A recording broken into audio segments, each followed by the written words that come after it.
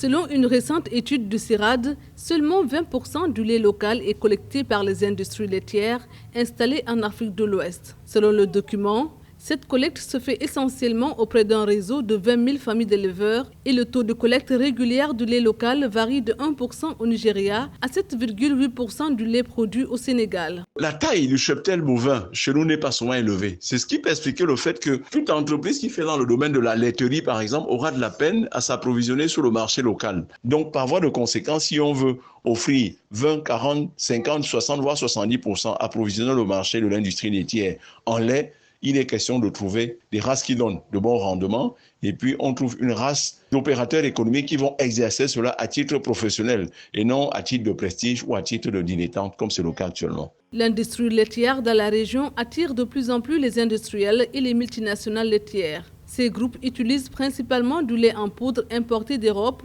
enrichi en matières grasses végétales, soit 30% d'huile de palme. Selon les estimations, les mélanges de poudre réengraissée constituaient les 2/3 des achats de produits laitiers en Afrique de l'Ouest en 2019. L'écoulement de ces mélanges MGV ne doit pas se faire au détriment du développement des filières laitières africaines. L'Afrique de l'Ouest est riche d'une culture laitière pastorale basée sur de nombreux produits et savoir-faire laitiers qui sont aujourd'hui très largement sous-valorisés. L'Afrique de l'Ouest consacre entre 1,5 et 1,8 milliard d'euros dans ses importations de produits laitiers. Les principaux acheteurs sont entre autres le Nigeria, le Sénégal et le Mali. Alors qu'en Afrique de l'Ouest, l'élevage représente une part importante de l'économie. Au Mali, par exemple, 30% de la population vit directement de cette activité.